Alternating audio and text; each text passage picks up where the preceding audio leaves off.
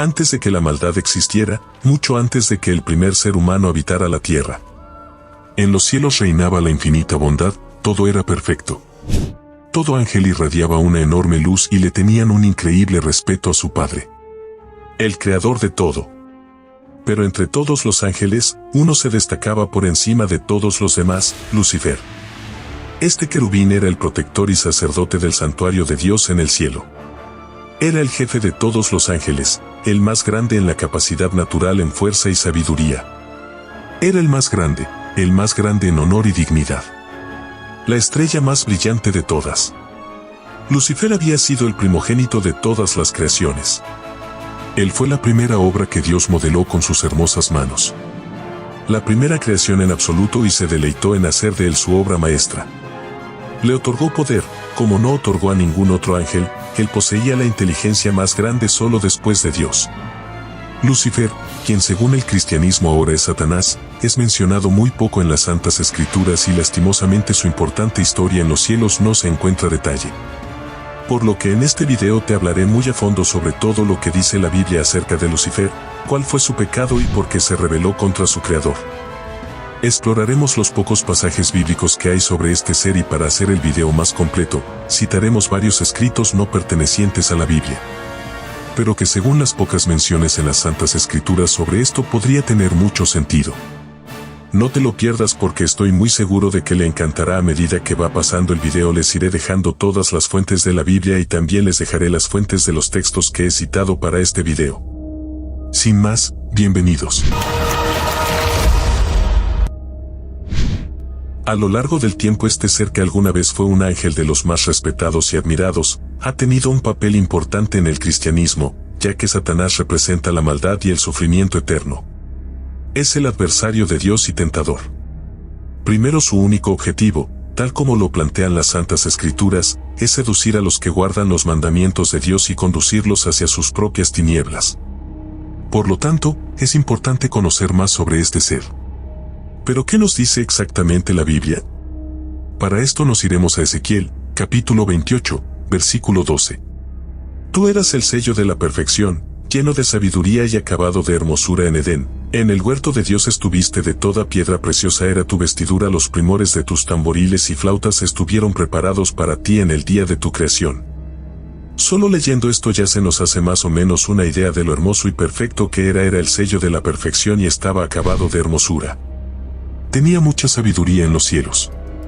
Versículo 14 de este mismo capítulo. Tu querubín, grande y protector. Yo te puse en el santo monte de Dios, allí estuviste en medio de las piedras de fuego, te paseabas. En este versículo, la Biblia nos dice que Lucifer era un querubín grande y protector.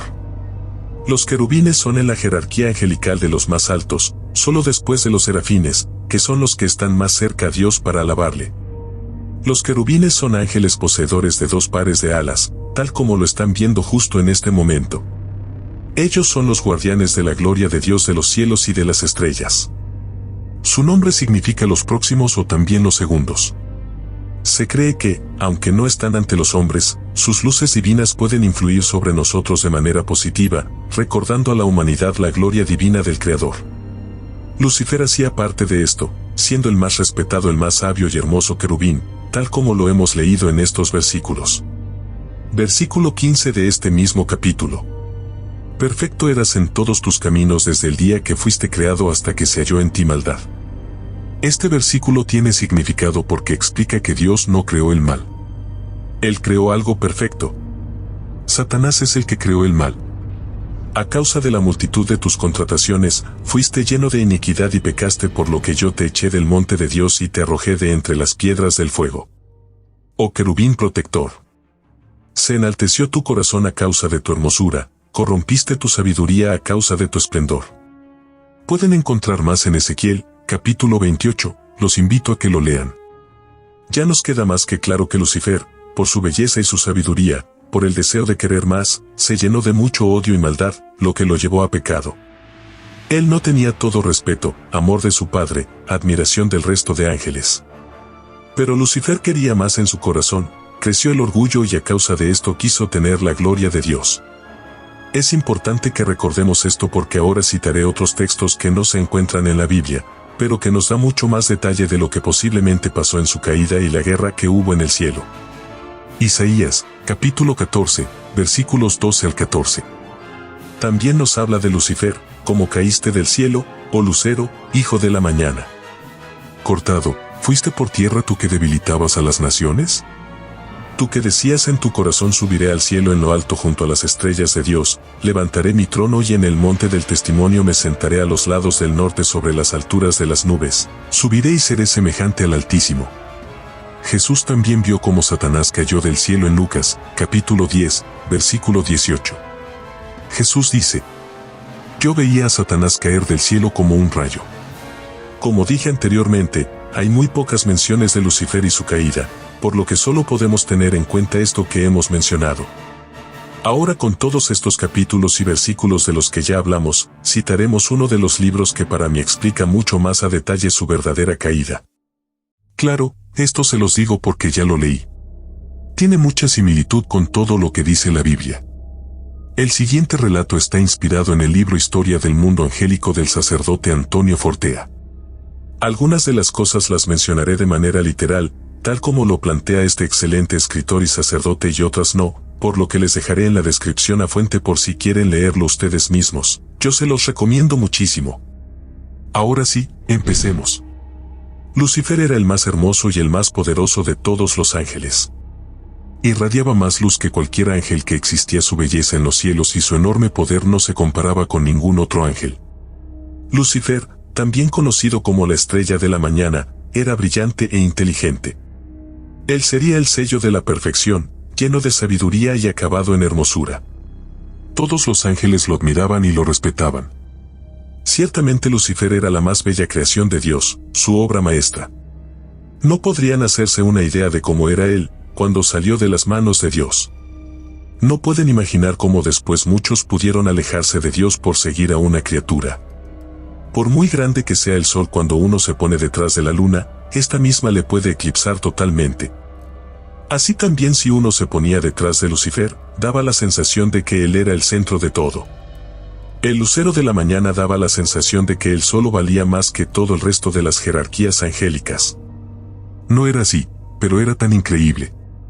Una obra tan perfecta que daba la impresión de que así era. Aún no comprendo cómo el ángel más hermoso y fiel a Dios pudo caer tan bajo. Aún no entiendo cómo el sol más brillante en un universo de soles pudo convertirse en lo que actualmente es. Si no te imaginas esto, difícilmente podrían imaginar cómo pudo convencer a tantos ángeles para que lo siguieran a él y no a Dios. ¿No podrían entender cómo tantos se alinearon a sus filas? Los ángeles no eran tontos, no eran unos niños pequeños a los cuales podrían engañar con discursos pobres. Él fue el primero en surgir de Dios hacia la oscuridad de la noche, por eso se le llamó estrella de la mañana. Pues la estrella de la mañana es también la primera en aparecer en la oscuridad de la noche. Esta fue la primera estrella que brilló en la noche de la creación. Después aparecieron los demás ángeles en el firmamento. Lucifer también significa el que trae luz, y verdaderamente él traía luz. Porque les explicaba también cómo era el que es. Era placentero escucharle porque Lucifer era bueno, amaba a Dios, tenía buenos sentimientos y los compartía con el resto de los ángeles. Solo deseaba hacer el bien a los demás. Todos nosotros oímos hablar de él cuando ya era malo, pero no fue siempre así. Fue lo mejor entre los ángeles. Su bondad, su autoridad, su respeto, su ascendiente, eran completamente merecidos. Su boca habló de Dios como nadie lo había hecho nunca. Algunos eran tronos, algunos eran príncipes. Lucifer era trono de tronos y príncipe de los príncipes. Si comprendieras cómo era esta obra maestra de Dios, entenderías por qué Dios mismo elogia su propia obra en el libro de Job al hablar de Leviatán. Y es que ni su pecado ha destruido la obra de Dios, incluso en su pecado permaneció con fuerza. Como ya se mencionó, entre los ángeles había jerarquías. Lucifer era de la más alta jerarquía de los que ofrecían en sacrificio de alabanza. Él era el sumo sacerdote, su voz poderosa y profunda se elevaba por encima de los coros del resto de ángeles para honrar a Dios. No. Ahora se preguntarán, ¿pero cómo fue posible que tantos ángeles cayeran con Lucifer? Para ellos era más fácil comprender a una criatura que no a la trascendencia. El fundamento absoluto estaba velado por las nubes de la trascendencia. mientras que la criatura se les mostraba como un objeto más comprensible al entendimiento de ellos. Por lo mismo, muchos de los ángeles excedían su admiración por él. Algunos iban más allá de lo razonable, de lo justo, de lo adecuado. Pero eso no le afectó. Lucifer era recto y honrado. Le admiraban, pero había algo que no sabían. Dios le hablaba a menudo a solas. Las palabras paternales del fundamento supremo le advertían que se dejaba llevar por pensamientos mundanos. No es que pensara cosas malas, no. Pero Lucifer se dispersaba en asuntos que enfriaban su corazón, sus propios proyectos intelectuales le quitaban tiempo de estar con Dios. La comunicación con otros ángeles fue ocupando más y más tiempo del que debería haber ocupado en la conversación con su padre. De forma casi imperceptible. Su amor se fue enfriando, aún no había cometido ningún pecado, pero sin darse cuenta, su psicología fue cambiando. Se trató de un cambio que estuvo muy en lo profundo de él y aunque ninguno lo percibía, Dios sí que le hablaba con frecuencia y le advertía. En Lucifer hubo propósitos y caídas en la tibieza, momentos en los que ese deseo, con toda su fuerza, debo amar más al que todo me ha dado. Lucifer no se apercibía, pero el bien de otros y su propio honor cada vez se identificaban más. Cada vez eran una sola y misma cosa. Lucifer se había transformado en un ser volcado en lo extremo. A través de todas estas etapas resultaba cada vez más evidente que hubo un acrecentamiento de la propia consideración que Lucifer tenía de sí mismo. Pero todavía no había pecado. Aún así, Dios le habló tantas veces al corazón completamente a solas, porque sabía que se acercaba el momento de la revelación que iba a realizar al mundo angélico. Aunque nadie lo supo, la revelación que iba a realizar se retrasó para que Lucifer creciera en humildad. Dios varias veces retrasó ese momento varias veces, le dijo que la revelación iba a suponer una gran prueba para él y que tenía que prepararse. Hijo mío, el viento y las tensiones van a ser muy fuertes, tienes que prepararte. Lucifer le decía a su padre, sea cual sea la prueba, deseo ser obediente a tus mandatos, ni siquiera te digo que te seré perfectamente fiel. Tan solo te digo que deseo ser fiel. Lo decía con todo su corazón, lo decía desde su más profundo ser con sinceridad. A pesar de todo esto, a pesar de las incontables veces que el Padre Todopoderoso le habló a su corazón a pesar de su gran belleza, de su gran poder, Lucifer comenzó a desear más, cada vez quería más y más. Comenzó a enorgullecerse de sí mismo y quería un poder aún mayor al que ya tenía. Quería que las alabanzas ya no fueran al Padre, él quería ser Dios.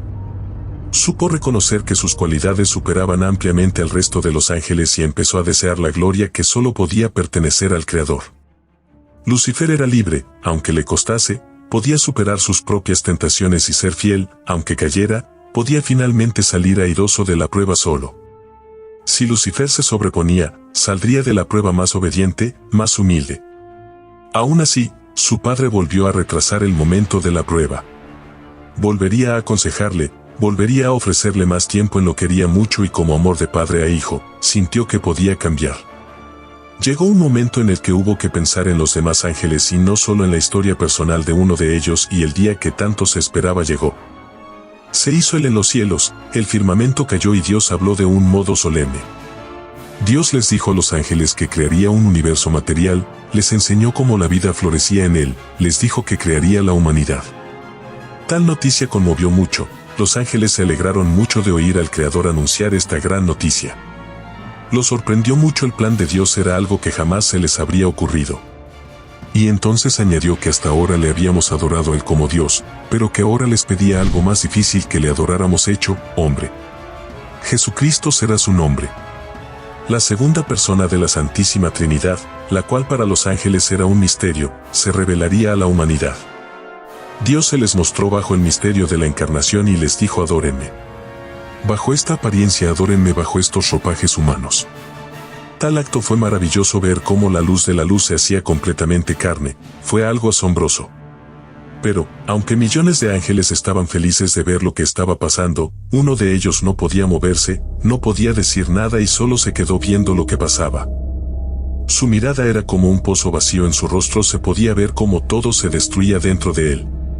De pronto, un sentimiento le llenó de amargura. No había sido él el elegido para recibir la unión hipostática. Lucifer dejó que el pecado se formara dentro de su corazón, dejó que en su ser entrara la envidia y la maldad, dejó que ese amor y respeto que le tenía al Padre se convirtiera en odio, todo esto por el poder.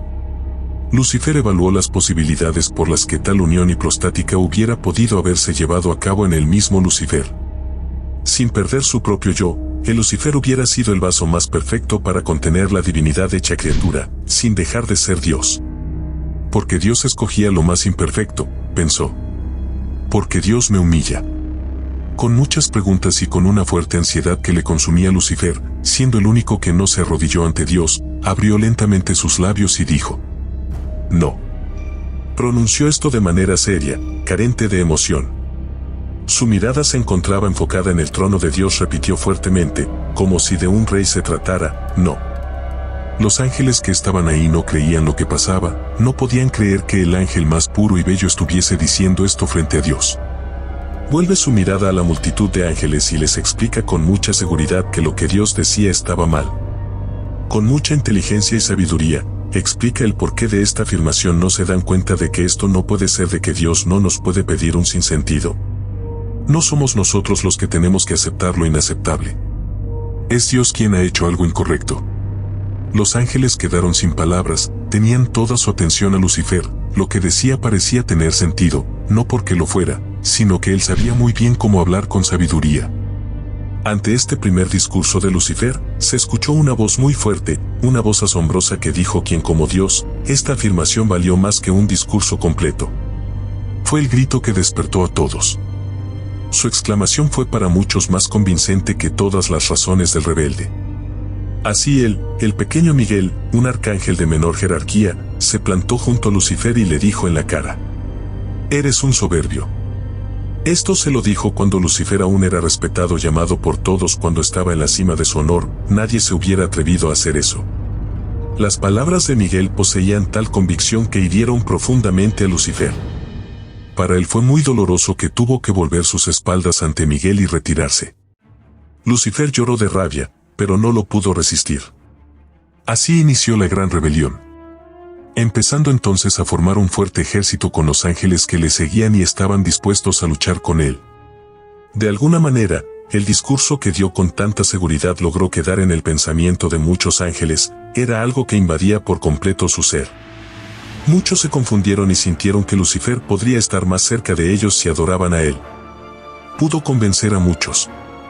Lo que ahora se les conoce como ángeles caídos. Antes eran los más bellos y hermosos que existían en los cielos. Dios les dice a todos lo que hicieron bien y lo que hicieron mal. También les habló de la justicia, de la verdad, de lo noble, de lo santo. De lo correcto y de lo incorrecto, de lo recto y lo desviado, de lo que es perfecto y de lo que no lo es. De la esperanza, de los gozos del cielo, de la felicidad, de seguir el camino que lleva a la vida. El ser infinito, habló como un maestro, también, como un rey.